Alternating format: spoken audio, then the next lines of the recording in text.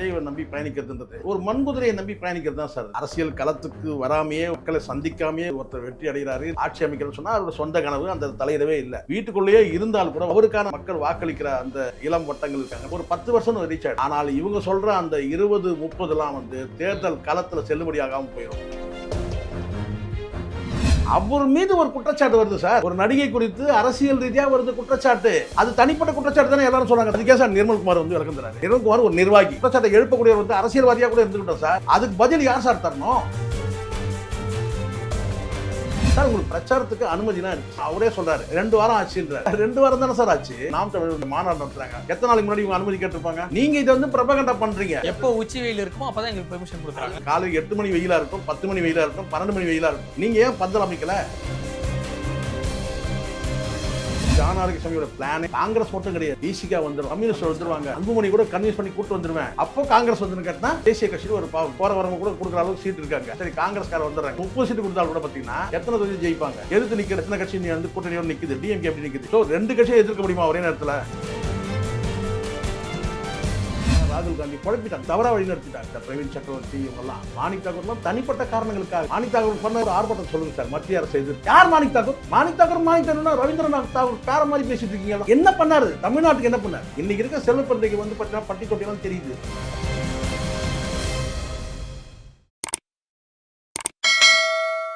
வணக்கம். வணக்கம் சிக்கே. வணக்கம். தமிழக வெற்றி கழகம் வந்து கிட்டத்தட்ட தனிச்சு தான் போட்டியிடுவாங்க அப்படின்னு தான் எதிர்பார்க்கப்படுது. ஏன்னா ஆட்சியிலும் பங்கு அதிகாரத்திலும் பங்குன்னு சொன்னதுக்கு அப்புறமும் எந்த கட்சிகளும் அவங்களை இதுவரைக்கும் சீண்டல. காங்கிரஸ் மட்டும் தான் போவாங்களோங்கிற மாதிரி தோணுது. ஸோ தாவேக்கா இந்த எலெக்ஷன்ல எந்த மாதிரி? இல்லை அதுதான் சார் நான் இந்த இடத்துல பாவம் வருத்தமாக இருக்கு. வந்து வருத்தத்தோட பதிவு பண்ணிருக்கேன்னா, காங்கிரஸ் ஏன் இப்படியான ஒரு நிலைப்பாடை இவங்க எடுத்தாங்க? ஏன்னா ஒரு மண்குதிரையை நம்பி பயணிக்கிறது தான் சார். இந்த விஜய் நம்பி பயணிக்கிறதுன்றது அன்டெஸ்டடுங்கிறதுனால சொல்றீங்களா? இல்ல அப்படி இல்லை சார். எல்லாமே சார் ஏல இருந்து இசட் வரைக்கும் சார். இன்னைக்கு எடுத்துங்க சார், அவர் மீது ஒரு குற்றச்சாட்டு வருது சார். ஒரு நடிகை குறித்து அரசியல் ரீதியா வருது குற்றச்சாட்டு. அவர் மீது வருது குற்றச்சாட்டு. அது தனிப்பட்ட குற்றச்சாட்டு தானே எல்லாரும் சொல்றாங்க. இப்போ எல்லாரும் பேசுறாங்க. அதுக்கு நிர்மல்குமாரே பேசுறாரு. நான் உனக்கு ஒரு கேள்வி கேட்கறேன், அது கரெக்டா நீங்களே பார்த்து பதில் சொல்லுங்க. இந்த வீடியோ பார்க்குறது தனிப்பட்ட குற்றச்சாட்டு தானே சார். அதுக்கே சார் நிர்மல்குமார் விளக்கம் தராரு. நிர்மல்குமார் யாரு?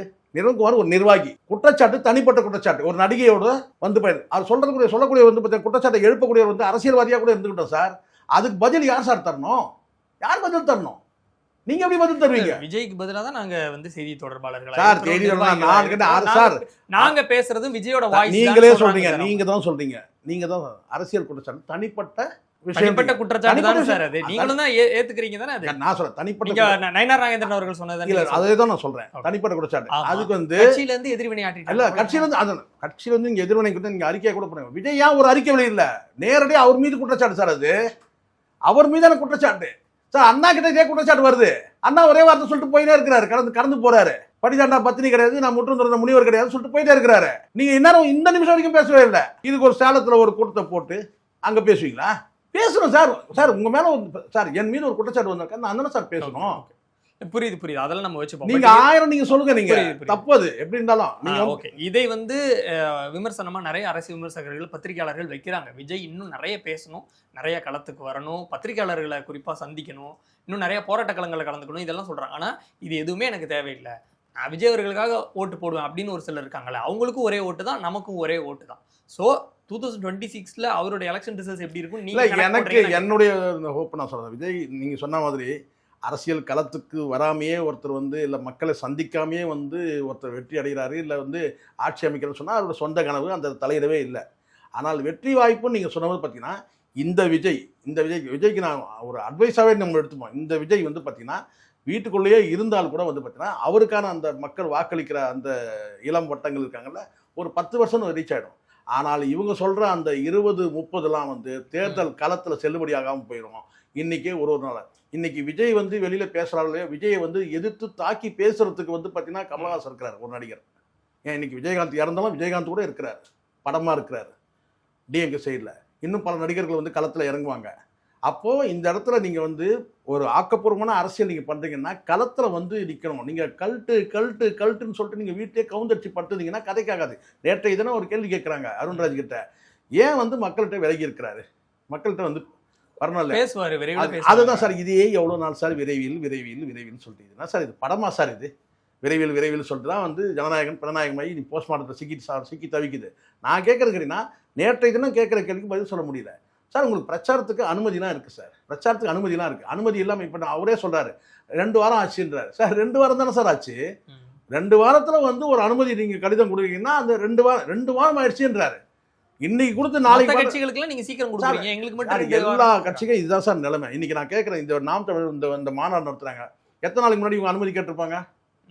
நீங்க இதை வந்து பிரபகண்டா பண்றீங்க. உங்களால வந்து ஒரு கூட்டத்தை வந்து கட்டுக்கோப்பா நடத்தி அந்த உச்சி வெயில் இருக்குமோ அப்பதான் எங்களுக்கு பெர்மிஷன் கொடுக்கும். அதுதான் சார் உச்சி வெயில். நான் கேட்கறேன், நீங்க அப்ஜெக்ஷன் பண்ணுங்க, இந்த டைம் வேணாம்னு சொல்லிட்டு மாலை 4 மணிக்கு பெர்மிஷனே நீங்க மாலை இதெல்லாம் அட்ஜஸ்ட் பண்ணி கூட்டம் நடத்த வேண்டியது. இப்ப சிக்கலே என்ன கேட்டீங்கன்னா, நீங்க மாலை 4 மணிக்கு கொடுக்குறாங்கன்னு வச்சுங்க, அங்க மக்கள் எத்தனை மணிக்கு சார் வந்து கொடுவாங்க? சும்மா பிராக்டிக்கலா பேசுவோம் சார். 4 மணிக்குனா எத்தனை மணிக்கு? இப்போ நான் கேட்கறேன் 12 மணிக்கு இருங்க, 12 மணிக்கு கொடுக்குறாங்க சார் அனுமதி, 12 மணிக்கு கொடுக்குறாங்க சார். மக்கள் எத்தனை மணிக்கு வராங்க தெரியுங்களா? 8 மணிக்கே வந்து நின்றுறாங்க. அதில் இவங்களும் பண்ணக்கூடிய அந்த விஷயங்கள்லாம் இருக்குல்ல, கேரவன், இந்த பாட்டு, அந்த இதெல்லாம் இந்த வழக்கமாக இவங்களுக்கு ஒரு கல்ச்சர் ஆயிடுச்சு இல்லையா? அந்த கேரவனை கொண்டு வந்து நிற்க வைக்கிறது, விஜய் ஏறிட்டாரு இறங்கிட்டாரு அப்படின்னு சொல்கிறது, இது எல்லாமே வந்து பார்த்தீங்கன்னா ஒரு 8 மணிக்கு தொடங்க, 8 மணிக்கு மக்கள் அங்கே வர ஆரம்பிச்சிடறாங்க, 12 மணி வரைக்கும் நிற்கிறோம். நான் எத்தனை மணிக்கு நின்னாலும் உங்களுக்கு என்ன ஒரு அது காலை 8 மணி வெயிலாக இருக்கட்டும், 10 மணி வெயிலாக இருக்கட்டும், 12 மணி வெயிலாக இருக்கட்டும் சார், நீங்கள் ஏன் பந்தல் அமைக்கலை? இதை தான் நான் முதல் நான் தான் கேட்குறேன். நான் கேட்ட பிறகு தான் இப்போ வந்து பார்த்தீங்கன்னா அந்த பேச்சு ஓடுது. பந்தல் நீங்கள் அமைக்கணும் சார். அடிப்படையானது என்ன? உட்கார சேர் வேணும். பெண்கள் வராங்க, மாதாந்திர பிரச்சனைலாம் இருக்குது பெண்களுக்கு இருக்குது. பெண்கள் ஆண்களுக்கும் சொல்லுங்கள், வயதில் மூத்தம் கூட வருவாங்க, வயதானம் கூட வராங்கன்னு வச்சுங்க. அப்போ நீங்கள் வந்து பார்த்தீங்கன்னா வந்து நாற்காலி போட வேண்டியது உங்கள் வேலை. மேலே வந்து பார்த்தீங்கன்னா வந்து பந்தல் அமைக்கணும். ஆனால் இதை எதுவும் பண்ணுறதில்லை. அது காரணம் கேட்டால் நாற்காலி போட்டால் நாற்காலி உடைச்சிடறோம். அது யார் தப்பு? அரசா சார் ஏற்படுத்தி. மத்த கட்சிகள் சாயந்தரம் கேக்குறாங்கன்னா உங்களுக்கு நீங்க ஈஸியா சாயந்தரம் கொடுத்துறீங்க சார், வெயில் இல்லாம போயிடுது, அவங்களுக்கு அந்த செலவு இல்லாம நடத்திட்டு போயிடுறாங்க. எங்களை மட்டும் நீங்க எக்ஸ்ட்ரா செலவு பண்ண சொல்றீங்க. கரூர் சம்பவத்துல இந்த அளவுக்கு பெரிய நெருக்கடி ஆனதுக்கு காரணமேன்னு கேட்டீங்கன்னா, இரவு மின்சாரம் வந்து பாத்தீங்கன்னா கொடுத்தா மின்சாரத்துக்கு ஒயர் மேல ஏறலாம், அது மேல ஏறலாம், இது மேல ஏறலாம், மின்சாரம் துண்டிக்கப்படுது. அப்ப இருட்டாகுது. இப்போ நீங்க 4 மணிக்கு கொடுத்தா நீங்க 4 மணிக்கு முடிக்க மாட்டீங்க. எப்படி பார்த்தாலும் 4 மணிக்கு முடிச்சுட்டா பிரச்சனை கிடையாது. ஆனால் நீங்கள் 4 மணிக்கு முடித்தாலும் வந்து பார்த்தீங்கன்னா வரக்கூடிய கூட்டங்கள், அது கலைஞ்சி போகிறது, போக்குவரத்து பிரச்சனைகள் இதெல்லாம் ஏற்படுது. அப்போ இவங்க கொடுக்கப்பட்ட டைம் 12 மணிக்கு கூட கொடுத்தாலும் கூட பார்த்தீங்கன்னா அந்த 12 மணிக்கு நீங்கள் சிறப்பாக பண்ண முடியும். நீங்கள் நினைக்கிறீங்க, இப்போ நீங்கள் இவ்வளோ கஷ்டப்படுறவங்க நீங்கள் வந்து பார்த்தீங்கன்னா எங்கேயாவது ஒரு இண்டோர் ஸ்டேடியத்தில் பண்ணுங்கள். நீங்கள் வந்து ஒரே ஒரு கூட்டத்தை நீங்கள் சிறப்பாக நீங்கள் வந்து நீங்கள் நடத்தி காட்டணும். அதை நீங்கள் வந்து பார்த்தீங்கன்னா பாதுகாப்பாக நீங்கள் நடத்தி காமிச்சா பரவாயில்ல. நீங்களே உங்ககிட்ட தப்பை வச்சுக்கிட்டு நீங்கள் சரி எத்தனை மணிக்கு அனுமதி கொடுங்க நீங்களா சொல்லுங்கள்.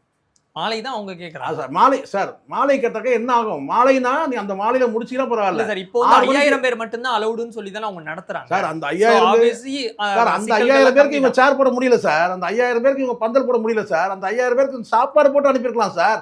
பணம் கொஞ்சமா இருக்கு உங்கள்கிட்ட, கொட்டி கிடக்குது, மக்கி கிடக்குது பணம். கேட்டா உச்சத்தை விட்டா மிச்சத்தை விட்டா 200 கோடி சம்பளம் வாங்குற.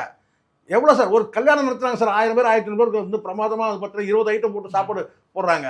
அசிங்கமா இல்லையா உங்களுக்கு? பனையூரில் நடத்துற மீட்டிங்லாம் வந்து ரெகுலரா அதெல்லாம் அது இண்டோர் சாப்பாடே போடாதவர் பிரச்சனை கிடையாது. அது வந்து இண்டோர் ஸ்டேடியத்தில் ஒரு 2000 பேர் வராங்க, 1000 பேர் அது முடிச்சிடுங்க. சரிங்களா சொல்றது? எனக்கு அது நான் கேட்கறது கேட்டா ஓப்பனா இது மாதிரி வெளிப்படையாக மட்டும் நீங்க ஒரு பந்தல் போடுங்க. கடந்த காலம் இப்போ கொஞ்சம் விருதுநகர் நடந்துச்சு டிஎம்கே கூட்டத்தெல்லாம் பாருங்க, அங்கெல்லாம் பந்தல் போட்டு தான் கேட்கறாங்க. தேர்தல் நேரம்ங்கிறதுனால வாக்கு சதவீதம் பத்தி இவங்களுக்கு ஒரு சார் இவங்ககிட்ட ஒரு அலட்சியம் என்னன்னு கேட்டா, தலைவர் மொத்தமே 10 நிமிஷம் தான் பேச போறாரு, மொத்தமே 1 மணி நேரத்தில் எல்லாமே முடிய போகுது. இதுக்கு எதுக்கு அதெல்லாம் போட்டு சேர் போட்டால் நம்மளால சேரை உடைச்சிடுவாங்க, அதெல்லாம் தேவையில்லாம பிரச்சனைங்க, சேர் போடாதுங்க வந்துடும். அப்போ பார்த்துங்க ஆட்டு மந்தம் மாதிரி மக்களை நடத்துறீங்க. அதுல ஒருத்தர் புரிஞ்சுக்கிறேன். நான் நீங்க எலெக்ஷனுக்கு வந்திருக்கீங்க, எலெக்ஷன் நேரங்கிறதுனால நான் கேட்கறேன், உங்களுடைய மதிப்பீட்டுல எத்தனை சதவீத வாக்கு வாங்குவாங்க? 10 தான் பெரிய விஷயம் சார். 10% வரும். விஜய் வந்து வெளியவே வரல. காங்கிரஸ் சேர்ந்தா இல்ல காங்கிரஸ் இப்போ நீங்க சொல்லுங்களேன், காங்கிரஸ்க்கு என்ன ஓட்டு சதவீதம் இருக்கு? எப்படி டிஎம்டிகேக்கு என்ன? டிஎம்டிகேக்காவது பார்த்தீங்கன்னா வந்து ஒரு கல்ட் படம் இருக்கு, விஜயகாந்த் படம் இருக்கு. நீங்க காங்கிரஸ் வந்து யார் படத்தை காட்சி ஓட்டு? நான் காங்கிரஸ் என் கூட இருக்கிற வரைக்கும் நான் ராகுல் காந்தியை பிரதமர்னு சொல்லுவேன்.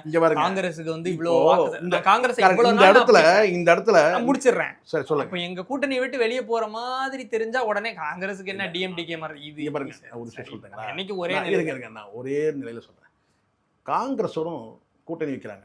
இப்போ நான் கேட்குறேன், ஏடிஎம்கே சைடு போங்க, நல்லா தெரியும் எடப்பாடிக்கு. ஏன் அண்ணன் ஜெயக்குமார் வெளிப்படையாக பேசுனார். ஏன் இன்றைக்கும் சிவி சண்முக அண்ணனுக்கு வந்து இந்த பிஜேபியோட கூட்டணி வைக்கிறத வந்து கடுமையாக எதிர்க்கிற ஒரே ஒரு ஆம்பளை யாருன்னு கேட்டிங்கன்னா, வெளிப்படையாக எதிர்க்கிற ஆம்பளை யாருன்னு கேட்டிங்கன்னா அது வந்து சிவி சண்முகம் தான்.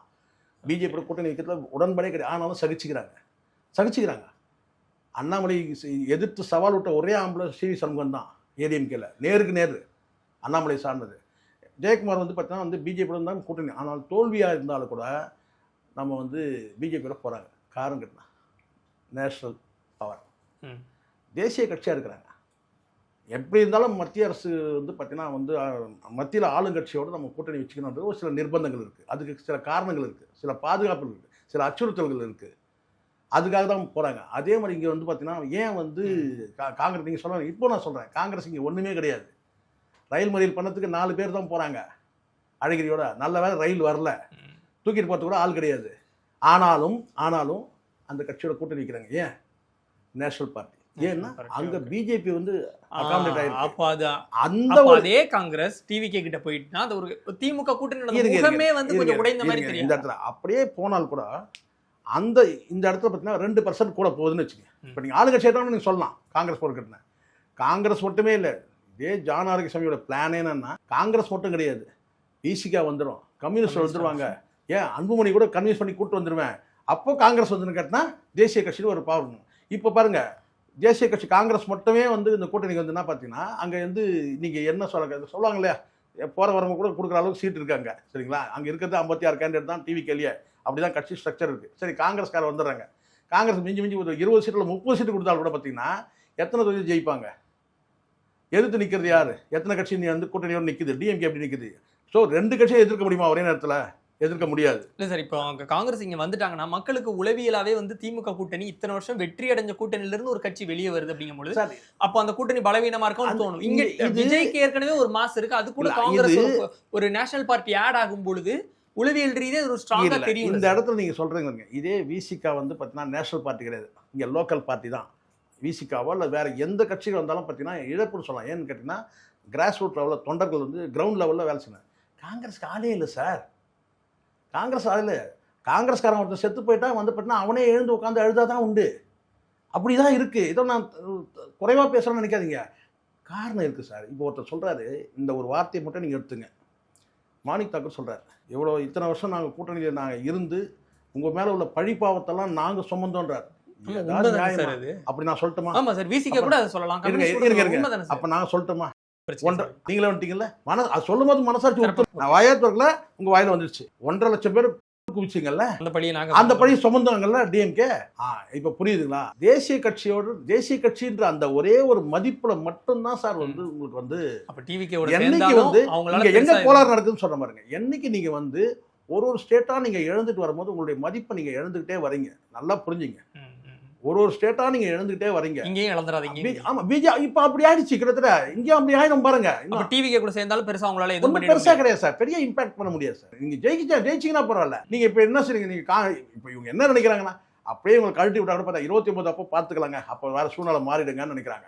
ஆனால் ஒரு முறை நீங்க நழுவி போயிட்டீங்கன்னு வச்சுங்க, அடுத்தது வந்து பாத்தீங்கன்னா வந்து அந்த விஜய் வச்சு நாங்க கேரளா பிடிப்போம், கர்நாடகா பிடிக்கும், அவங்க ஒரு எல்லாம் சொல்லிக்கலாம் வாயில. இதுல இன்னொரு அட்வான்டேஜ் இருக்கு டிஎம்கேக்கு. காங்கிரஸை கழட்டி விடுறது மூலமா என்ன சொல்லுங்க பார்க்கலாம், 25 சீட்டு மிச்சமாகுறீங்களா? அது மிச்சமாகுது. அது மிச்சத்தை வந்து பாத்தீங்கன்னா இன்னும் 2 கட்சியை கொண்டு வருவாங்கன்னு வச்சுங்களேன். காங்கிரஸோட வேற ஏதோ கட்சினா. இன்னொன்னு கேட்டீங்கன்னா அந்த பிஜேபியோட அந்த உக்கிரமான எதிர்ப்பு இருக்கு பாத்தீங்களா, இந்த தேசிய பார்வையோட ஒரு உக்கிரமான எதிர்ப்பு திமுக மேல எதிர்ப்பு பாத்தீங்களா, அது குறைஞ்சிடும் காங்கிரஸ் வெளியே போறது மூலமா. காரணம்னா 29 காலம் எப்படி வேணாலும் மாறும். அங்க எல்லாரும் வந்து இங்க நம்ம எல்லாரும் இந்த 26 தேர்தலை பத்தி யோசனை பண்றோம். ஆனா அமித்ஷாவுடைய கவலையெல்லாம் என்ன தெரியுமா? 29 தேர்தலை பற்றி. ஆனால் தமிழ்நாட்டில் நம்ம வந்து உட்கார முடியாது தெரியும். அது டிஎம்கேக்கு இழப்பு தானே. 29ல் யாரை பிஎம் கேண்டிடேட்டா? அதுதான் சார். அன்னைக்கு அது ஒரு வகையில் வந்து பார்த்தீங்கன்னா எப்படி இருந்தாலும் வந்து இந்தியா கூட்டணியில் வலிமையான தலைவர் யாருன்னு அவரே மாணிக் தாக்கூரே சொல்றாரு. சார் இங்கே தமிழ்நாட்டில் யார் சார்? ராகுல் காந்தி, முக ஸ்டாலின் தானே சார். பார்க்க முடியல. பிஎம் கேண்டிடேட்னு ஒருத்தர் முன்மொழிஞ்சாதான் நமக்கு வாக்கு கிடைக்கும். ஏன் முக ஸ்டாலின் பிரைம் மினிஸ்டர் ஆகக்கூடாது? என்ன இருக்கா? இந்தியா முழுக்க கட்சி இருக்கணும் தான் சார். ஒரு இருக்கட்டும் சார். ஆனால் இந்தியா கூட்டணிக்கு அதிகமா கான்ட்ரிபியூட் பண்ணது தமிழ்நாடு தான், திமுகவால தான். அதில் நான் மாற்றுக்கிறதே இல்லை, அதனால சொல்ல முடியும். ஆனா பிஎம் கேண்டிடேட்னு வரும்பொழுது இந்தியா முழுக்க ஒரு ஆதரவு வேணும். தேசிய கட்சின்றது ஒன்று இருந்தால் அது வந்து பார்த்தீங்கன்னா வந்து கண்டிப்பாக வந்து அதனுடைய ஆதரவு தேவைதான். ஆனால் தேசிய கட்சியே வந்து பார்த்தீங்கன்னா விலகி லெஃப்ட் ஆகி போகுதுன்னு வச்சுங்களேன். நீங்கள் ஒரு சின்ன தத்துவம் சொல்கிறேன், நீங்கள் ஒன்றா முடிஞ்சால் நோட் பண்ணிங்க. நீங்கள் தேடி போனீங்கன்னா வாய்ப்பு, விலகி போனீங்கன்னா உங்களுக்கு ஒரு பாடம், அவ்வளோதான். நீங்கள் வந்தீங்கன்னா உங்களுக்கு வாய்ப்பு. இப்ப நீங்க வந்தீங்கன்னா சட்டமன்றத்துக்குள்ள போவீங்க. எல்லாத்துக்கும் ஆல்டர்னேட் பிளான்ஸ் இருக்கு, டிஎம்கே இருக்கு. டிஎம்கே எதிர்த்து அரசியல் பண்றதுக்கு 7 அறிவு வேணும். வெறும் 6 அறிவு வச்சு ஒன்றும் பண்ண முடியாது. டிவிகே கிட்ட 5 அறிவு தான் இருக்கு. ஆனால் காங்கிரஸ் கிட்ட 6 அறிவு இருக்கலாம். ஆனா இப்போ மத்தியில் ராகுல் காந்தியை குழப்பத்தில் இருக்கிறார். தெரியுமா உங்களுக்கு? நேற்றுக்கு இருக்கிற அந்த டெல்லி சோர்சஸ் மூலமா கட்டினா ராகுல் காந்தி குழப்பிட்டாங்க. இவங்க ராகுல் காந்தியை தவறா வழி நடத்திட்டாங்க. இந்த பிரவீன் சக்கரவர்த்தி இவங்கெல்லாம் மாணிக் தாக்கூர்லாம் தனிப்பட்ட காரணங்களுக்காக. மாணிக் தாக்கூர் பண்ண நீங்க ஏதாவது ஒரு ஆர்ப்பாட்டம் சொல்லுங்க சார். மத்திய அரசை எதிர்த்து நீங்க ஸ்டேட்டை எதிர்த்து பண்ண மாட்டீங்க, தெரியும். கூட்டணி தர்மம் சென்ட்ரலை எதிர்த்து தமிழ்நாட்டில் பண்ண ஒரே ஒரு ஆர்ப்பாட்டம், ஒரு போராட்டம், ஏதாவது ஒரு மறியல், ஏதாவது ஒன்று சொல்லுங்க நீங்க. மாணிக் தாக்கூர் யார்? மாணிக் தாக்கூர் யாரு? மாணிக் தாக்கூர் ரவீந்திரநாத் தாக்கூர் பேர மாதிரி பேசிட்டு இருக்கீங்களா? யார் என்ன பண்ணாரு? தமிழ்நாட்டுக்கு என்ன பண்ணாரு? இன்னைக்கு இருக்க செல்வப்பந்தைக்கு வந்து பார்த்தீங்கன்னா பட்டி தொட்டியெல்லாம் தெரியுது. நீங்க என்ன பண்ணீங்க சொல்றீங்க? நீங்க பல கட்சிக்கு போயிட்டு வந்திருக்கலாம். ஆனால் இன்னைக்கு காங்கிரஸ் கமிட்டினா இன்னைக்கு செல்வப்பிரதி தான் தெரியுது. வேற யார் இருக்கிறாங்க இங்க? இவிகே சிலவங்க செத்து போயிட்டாரு. இவங்க எல்லாம் ஜமீன் அரசியல் பண்றவங்க. ப. சிதம்பரம் மகன்லாம் ஜமீன் அரசியல். அப்புறம் காங்கிரஸ் கட்சியை வளர்க்கறதுக்கு வழி தெரியாம வக்கற்று விட்டுட்டு காங்கிரஸ் டிவிகே சேர்ந்தாலும் அது ஒரு ஸ்பாயிலர் தான். ஒண்ணுமே கிடையாது. எனக்கு தெரிஞ்ச வரைக்கும் விஜய் வேற ஆளே இல்லைன்னும் போது இது கடையை திறந்து வச்சார் சார். வியாபாரம் பண்ணுறதுக்கு யாருமே வரல. ஏதோ ஒருத்தர் வராரு என்னங்க அப்படின்னு அந்த நிலைமை தான் ஆயிடுச்சு. பெரிய இது வந்து நீங்க என்ன நீங்க சொன்னாலும் காங்கிரஸுக்கு நீங்க சொல்லுங்க. இப்போ காங்கிரஸ்க்கு ஒரு 15% இருக்கு சார். டிவிக்கு ஒரு 15% இருக்கு சார். மொத்தம் 30 ஆயிடுச்சு சார் அப்படி சொல்லலாம். இன்னைக்கு தேதிக்கு சும்மா ஒரு சர்வே நீங்களே எடுங்க. சர்வே நான் யாருமே வரவேணாம். நம்ம இவரு டிஎம்கேக்கு சொம்புன்றுவான் நம்மள. நான் யாருக்கும் சொம்பு கிடையாது. நீங்கள் போகிற போக்கில் நம்ம பல மாவட்டங்களும் நான் ட்ராவல் பண்ணுறேன். நீங்கள் எங்கே வேணாலும் போய் பாருங்கள். யாருங்க ஆட்சிக்கு வருவாங்க? எடப்பாடி வந்துடுவார் இல்லைங்க? டவுட்டு தான் சார் கொஞ்சம். ஏன்னா பிஜேபியோட இருக்கிறதுனால மைனாரிட்டி ஓட்டெலாம் ஒரு பக்கம் போயிடுது. அறிவார்ந்த நபர்கள் இப்படி சொல்கிறாங்க. இன்னும் சில பேர்கிட்ட எடப்பாடிலாம் சான்ஸ் இல்லை சார். Right sir. அடுத்தது இப்போ விஜய் வந்துருக்காரு சார். வந்துக்கிறாப்புல அதனால் வந்து முதலமைச்சர்லாம் ஆவாரான்னு தெரில. அது வந்து அப்போ அடுத்தது யார் சார்? அப்போ அடுத்தது டிஎம்கே தானே. டிஎம்கே தானே இருக்குது. ஸோ தேர்தல் களம் வர இன்னும் நெருங்குது சார். ஒரு நாளுக்கு முன்னாடி வேலுமணியோட ஜக்கியை போய் சந்திக்கிறாங்க. அமித்ஷா வியூகமான்றாங்க. அடுத்த நாள் மாறி போச்சு. இன்னொன்று நிமிடத்துக்கு நிமிடம் மாறும் பிரச்சார உத்திகள் எல்லாமே. ஒரு நாள்ல கவிழ்ந்துரும். நீங்க கல்ட்டுன்றீங்க தெரியுமா அந்த விஜய? ஒரு நாள் போதும். இன்னைக்கும் இந்த டிவிக்கோட வளர்ச்சிக்கு தடையா இருக்கிறது யாரு? விஜய் தான். ஒரு வருஷத்துக்கு முன்னாடி சொன்னேன் நான் ஜான் ஆரோக்கியசாமிகிட்ட பேசும்போது சொன்னேன் ஒரு வார்த்தை. என்கிட்ட தொடர்பில் இருந்தார். இந்த சந்திப்பு நடக்குது. முதல் வந்து கேட்டா 50வது பிறந்தநாள் அன்னைக்கு. அதுக்கப்புறம் இப்போ 51 ஆயிடுச்சு. 50வது பிறந்தநாள் அன்னைக்கு லவ் ஃபார் எவர்னு ஒரு ட்விட்டு போடுறாங்க. அது வந்து ஒரு பெரிய பேசும் பொருளாக ஆகுது. அப்படி கொஞ்சம் அரசு. அப்போ நான் சொன்னேன் இது ரொம்ப தப்பு சார். இனிமேல் இதெல்லாம் அவாய்ட் பண்ணிக்க சொல்லுங்கள். லவ் ஃபார் எவர்னு இதெல்லாம் பண்ணுறது வந்து நாளைக்கு பாதிப்பு ஏற்படுத்தும். என்றென்றும் காதல்னா எப்படி இவங்க சொல்லுவாங்க? இது வந்து அரசியல் தலைவராகிறதுக்கு பண்ணுறது. இல்லை சார் நான் பேசியிருக்கேன். ஆனால் இது ரொம்ப நாசுக்காக தான் சொல்லணும் சார். இதை நம்ம நேரடியாக பற்றும் சொல்ல முடியாது. ஆனால் வந்து அதை தாண்டி ஒன்று சொன்னார். அது நாகரிகத்தை இங்கே சொல்ல முடியாது. அது விட்டுருங்க. அதுக்கு பிறகு ஒரு வந்து பார்த்தீங்கன்னா அடுத்த பஞ்சுனா தெரியுங்களா? தனி விமானத்தில் பயணம். அப்போ நான் பதட்டப்பட்டு ஃபோன் பண்ணி பேசுகிறேன் 11 மணிக்கு. எப்போவுமே 10 மணிக்கு லைனில் வரல. சரி நம்ம வந்து இந்த செய்தி வரணும் 11 மணிக்கு நைட்டு ஃபோன் பண்ணி அவர்கிட்ட சொல்கிறேன். மாதிரி சொன்னால் என்ன சார் இது நடக்குதுன்னு. இல்லை சார் இதெல்லாம் நம்ம எதுவும் சொல்ல முடியாது சார். நம்மளுடைய வேலை என்னமோ நம்ம அதை வரைக்கும் பார்த்துருக்கோம். நம்ம வேலை என்னமோ அது பண்ணேன் சார். இதெல்லாம் நான் வந்து சொல்லி தெரியக்கூடாது சார். இதெல்லாம் அவங்களுக்கே தெரியும். இதெல்லாம் நான் வந்து ஒரு ஸ்ட்ராட்டஜிஸ்டோட வேலை கிடையாது சார். ஒரே ஒரு ஸ்ட்ரெயிட்டாக நம்ம என்ன சார் செய்ய முடியும்? புரியுது சார் நீங்கள் சொல்கிறது எனக்கு புரியுது. நம்ம இதை ஒன்றும் செய்ய முடியாது. அப்போ புரியுதுங்களா? ஏன்னா சம்பளம் கொடுக்குற இடத்துல ஓனர் எப்படி எதிர்க்க முடியும்? ஓனருக்கு ஏற்ற மாதிரி தான் இவங்க போக முடியும். அப்போ இப்படி இதுக்கெல்லாம் தாண்டி என்னன்னு கேட்டிங்கன்னா கொடுமை என்னன்னு கேட்டிங்கன்னா 51வது பிறந்தநாள் நாய்க்குட்டி தூக்கி வச்சுட்டு போட்டோ வருது. இந்த 3மே வெளியிட்டது யாருன்னு கேட்டிங்கன்னா திரிஷா.